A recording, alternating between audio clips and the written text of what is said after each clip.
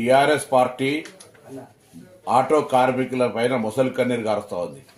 నిజంగా వాళ్ళు ప్రభుత్వం 10 సంవత్సరాలు ఉన్నప్పుడు ఆర్టీసీ కార్మికులకు తీసుకున్న సంక్షేమ కార్యాలయం అని ఉంటే చెప్పాలి. ఉదాహరణకు మెట్రో వస్తే ఇతరులపై ప్రభావం పడ్డదనో, మహిళలకు ఉచిత ప్రయాణం ఇస్తే ఆటోలపై ప్రభావం పడ్డదనే చెప్పేటువంటి ఆరోపణ తప్పు. మేము ఎక్కడ కూడా బస్సు ప్రయాణికుల ఇంటికి వెళ్లడం లేదు. బస్సు గతంలాగానే బస్టాండ్ నుంచే పోతా ఉంది.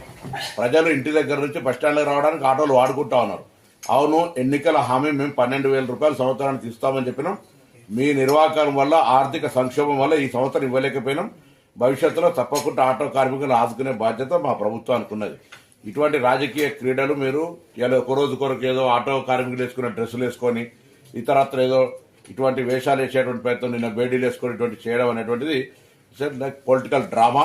అటువంటి చేయకండి. నిజంగా మీరు ఏమైనా చిత్తశుద్ధి ఉంటే నేను అడుగుతా ఉన్న టీఆర్ఎస్ రిజిస్ట్రేటర్ పార్టీ కావచ్చు, టీఆర్ఎస్ పొలిటికల్ పార్టీ ఎన్నడైనా ట్రాన్స్పోర్ట్ మినిస్టర్కు ఆటో కార్మికుల మీద ఈ డెమోక్రసీలో ఈ సమస్యలు రిప్రజెంటేషన్ చేసిరా? వెనుకటి కూడా సామధాన భేద దండ అంటారు. అవేం లేకుండా మీరు కనీసం రిప్రజెంటేషన్ కూడా చేయకుండా మీరు అటుగా ప్రొటెస్ట్కి వెళ్ళిపోతే మేము అనేక సందర్భాలు ఆటో కార్మికులతో సమావేశాలు పెట్టినాం.